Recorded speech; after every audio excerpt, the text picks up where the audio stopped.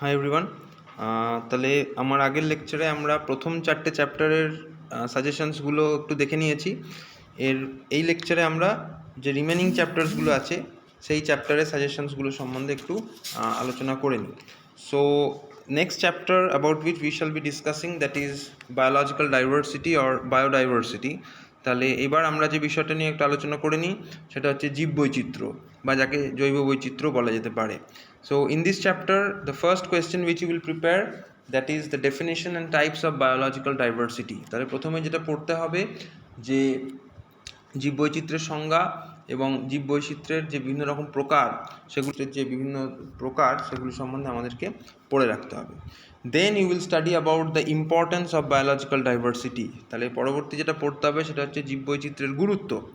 Then study the causes of biodiversity loss, যে কী কারণে জীব বৈচিত্র্য আজকে গোটা পৃথিবী জুড়ে বিনষ্ট হচ্ছে সেগুলি কিন্তু আমাদেরকে পড়ে রাখতে হবে। The causes of biodiversity loss, যে কী কারণে জীব বৈচিত্র্য গোটা পৃথিবী জুড়ে বিনষ্ট হচ্ছে।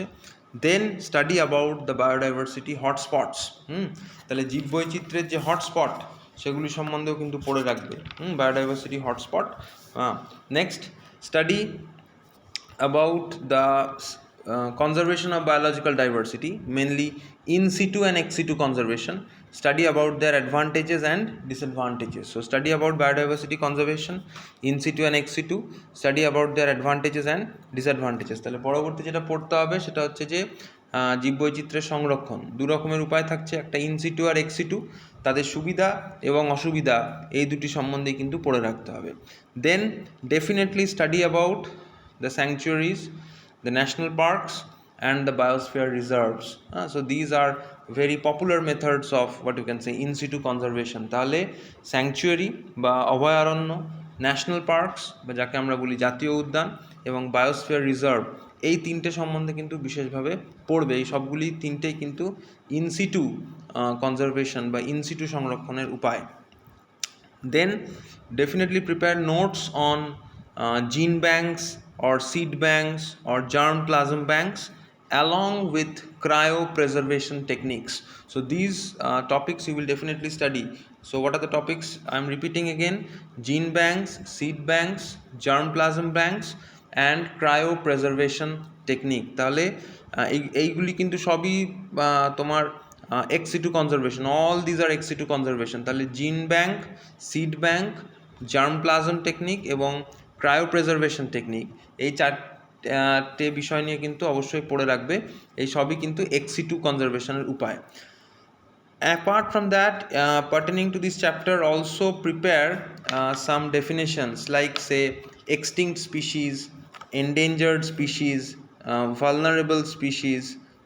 Then you have to study about the definition of exotic species or alien species, endemic species, etc.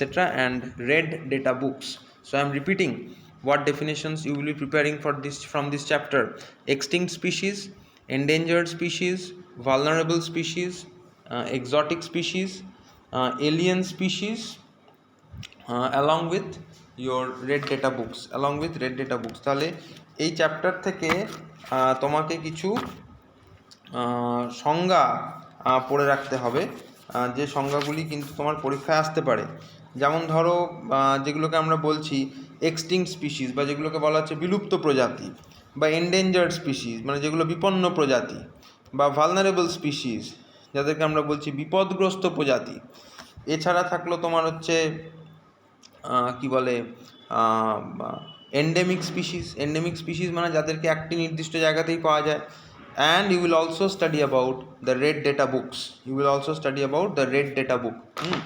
এছাড়া study about project tiger and the crocodile project. So apart from that, study about the project tiger and crocodile project. ঠিক আছে, project tiger এবং তোমার ব্যাঘ্র প্রকল্প এবং তোমার যে আমাদের কুমির প্রকল্প, এই দুটি নিয়েও কিন্তু তোমাদেরকে পড়ে রাখতে হবে, project tiger and the crocodile project. আচ্ছা, that was all about biological diversity. Next we shall talk about the global environmental issues along with the disasters. হ্যাঁ, এরপর যে চ্যাপ্টারটা নিয়ে আমরা আলোচনা করব সেটা হচ্ছে যে তোমার বৈশ্বিক যে পরিবেশ সংক্রান্ত সমস্যাগুলি, এবং তাছাড়া থাকছে যে তোমার বিপর্যয় ব্যবস্থাপনা। আচ্ছা, about global environmental issues you will study mainly about three major global environmental issues, that is global warming and climate change, and you will study about acid rain. So what are the three major global environmental issues that you will be studying? You will be studying global warming and associated climate change. You will study about ozone depletion. You will study about acid rain. তাহলে কি কি major global issues নিয়ে তোমরা পড়বে বৈশ্বিক বিষয় নিয়ে? সেটা হচ্ছে যে বিশ্ব উষ্ণায়ন, এবং তার সঙ্গে থাকলো জলবায়ুর পরিবর্তন, এছাড়া পড়বে হচ্ছে ওজোন স্তরের ক্ষয়, এছাড়া পড়বে হচ্ছে অম্লবৃষ্টি। For all this three global issues you will study the causes, effects and control. তাহলে এই তিনটে গ্লোবাল বা বৈশ্বিক বিষয়ের কারণ, প্রভাব এবং নিয়ন্ত্রণ, এই তিনটি বিষয় কিন্তু পড়তে হবে। Apart from that you will study specially about the Kyoto Protocol, and you will study about the Montreal Protocol. The Kyoto Protocol was an international agreement to control global warming. The Montreal Protocol was an international agreement to control ozone depletion. তাহলে এই তিনটে topic ছাড়াও বিশেষভাবে পড়তে হবে হচ্ছে তোমার, যাকে আমরা বললাম কিয়োটো প্রোটোকল, কিয়োটো চুক্তি এবং মন্ট্রিয়াল চুক্তি। আচ্ছা, দেন স্টাডি অ্যাবাউট দ্য ডিজাস্টার্স, বা যাকে আমরা বলছি বিপর্যয়। So study about the definition of disasters and the types of disasters, মানে বাংলায় বলতে গেলে বিপর্যয় কাকে বলে এবং বিপর্যয়ের যে প্রকারভেদ বা বিপর্যয়ের শ্রেণীবিভাগ সেটা সম্বন্ধে আমাদের পড়তে হবে। So what are the various types of natural disasters you will study? The various natural disasters which you will study are floods, droughts, earthquakes, tsunamis and landslides. So what are the major natural disasters you will study? Floods, droughts, earthquakes, tsunamis and landslides. For all these study the cause, effect and control. তাহলে যে প্রাকৃতিক বিপর্যয়গুলি নিয়ে তোমরা পড়বে সেটি হচ্ছে বন্যা, খরা, ভূমিকম্প, সুনামি এবং ভূমিধস। বন্যা, খরা, ভূমিকম্প, সুনামি এবং ভূমিধস, এবং এই প্রত্যেকটি বিপর্যয় সংক্রান্ত যে তিনটি বিষয় মাথায় রেখে পড়তে হবে তা হচ্ছে বিপর্যয়ের কারণ, এই বিপর্যয়গুলির প্রভাব এবং কীভাবে আমরা এই বিপর্যয়গুলিকে নিয়ন্ত্রণ করতে পারবো। আচ্ছা, দেন prepare a general essay on disaster management. So I am repeating, prepare a general essay on disaster management. তাহলে এই যে বিপর্যয় ব্যবস্থাপনা, এই বিপর্যয় ব্যবস্থাপনার ওপর কিন্তু একটি রচনা লিখে রাখতে হবে, মানে যে তোমার সাধারণ যে বিপর্যয় ব্যবস্থাপনা তার উপরে। As a study of the man-made disaster, please study the Bhopal gas tragedy. So please study the Bhopal gas tragedy. তাহলে মনুষ্য সৃষ্ট যে তোমার বিপর্যয় রয়েছে তার মধ্যে অবশ্য করেই পড়তে হবে কি? ভোপাল গ্যাস দুর্ঘটনা। আচ্ছা, with that we come to the end of the global environmental issues and disasters. Now the last topic about which we shall prepare our suggestions, that is education and health. তাহলে last যে টপিকটা নিয়ে আমরা আলোচনাটা সেরে নিই সেটা হচ্ছে তোমার পরিবেশ সংক্রান্ত আইনসমূহ, এবং তার সাথে থাকলো যে জনসংখ্যা, মানুষের জনসংখ্যা।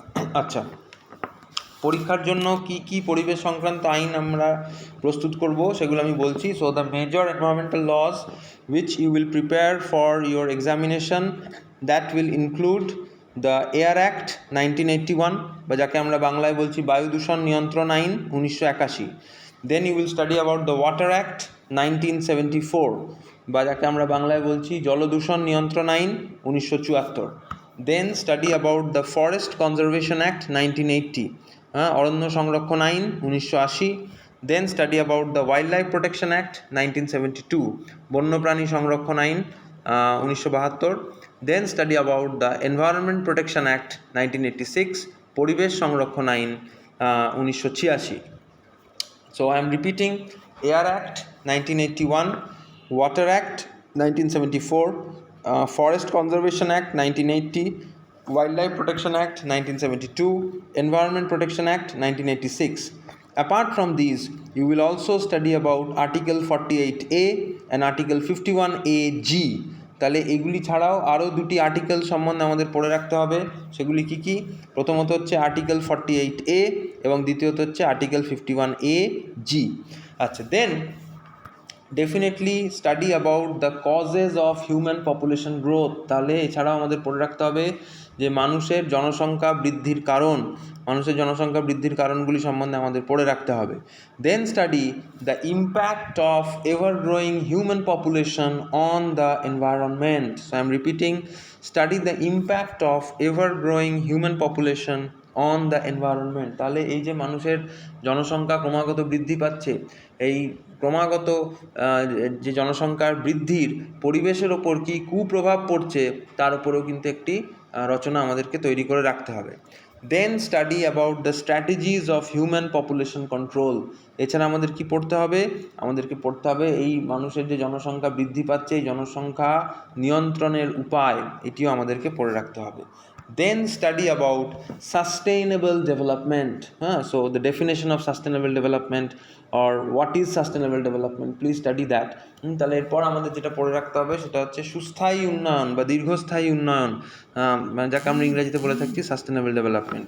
Now pertaining to sustainable development, please study the Rio Summit or the Earth Summit or the Vasundhara Summit, which was held in Rio de Janeiro, Brazil in 1992. So study about the Rio Summit or the Earth Summit or the Vasundhara Summit, which was held in Rio de Janeiro, Brazil in 1992. তাহলে এই sustainable development বা সুস্থায়ী উন্নয়নের সঙ্গে যুক্ত Rio সম্মেলন বা বসুন্ধরা সম্মেলন, যেটা ব্রাজিলের রিও ডি জেনেরো শহরে হয়েছিল 1992 সালে, তার সম্বন্ধে আমাদেরকে একটু জানতে হবে। Coming down to human health.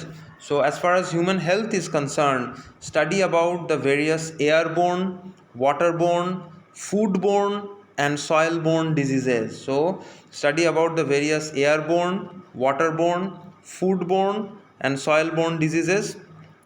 তাহলে জলবাহিত, বায়ুবাহিত, খাদ্যবাহিত এবং মৃত্তিকাবাহিত যে রোগগুলি, সেই রোগগুলির নাম জানতে হবে, along with their causative organisms. So study the names along with the causative organisms. তাহলে জেনে রাখবো যে কী কী রোগ হচ্ছে, জলবাহিত রোগটা কী এবং কোন জীবাণুর জন্য সেই পার্টিকুলার রোগটি হচ্ছে সেই সম্বন্ধে আমাদেরকে পড়ে রাখতে হবে। Then study particularly about AIDS, malaria, dengue and কোভিড-19। তাহলে যে চারটি রোগ নিয়ে আমরা একটু বিশেষভাবে পড়ে রাখবো সেগুলি কী কী? প্রথমটি হচ্ছে এইডস, দ্বিতীয়ত হচ্ছে ম্যালেরিয়া, তারপর ডেঙ্গু এবং সর্বশেষ হচ্ছে COVID-19. So study about the causes, symptoms and prevention.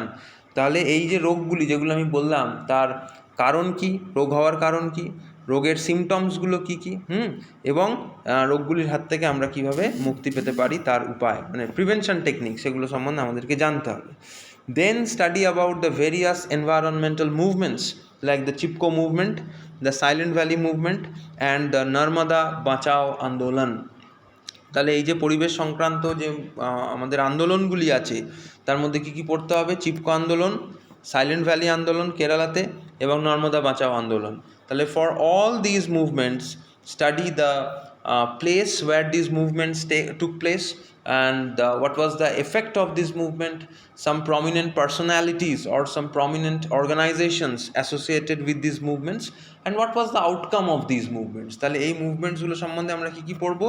এই আন্দোলনগুলি কোথায় হয়েছিল, কবে হয়েছিল, কোন কোন বিশেষ ব্যক্তি বা কোন কোন বিশেষ সংগঠন এই আন্দোলনগুলির সঙ্গে যুক্ত ছিল এবং এই আন্দোলনগুলির আলটিমেট রেজাল্ট কী, আমরা আন্দোলনগুলি থেকে কী রেজাল্ট পেয়েছি সেগুলো সম্বন্ধে আমাদেরকে জেনে রাখতে হবে। So with this I come to the end of this video, and that's all for your as far as your suggestions are concerned for the upcoming examinations, and with that I will be concluding the video, and best of luck to all of you.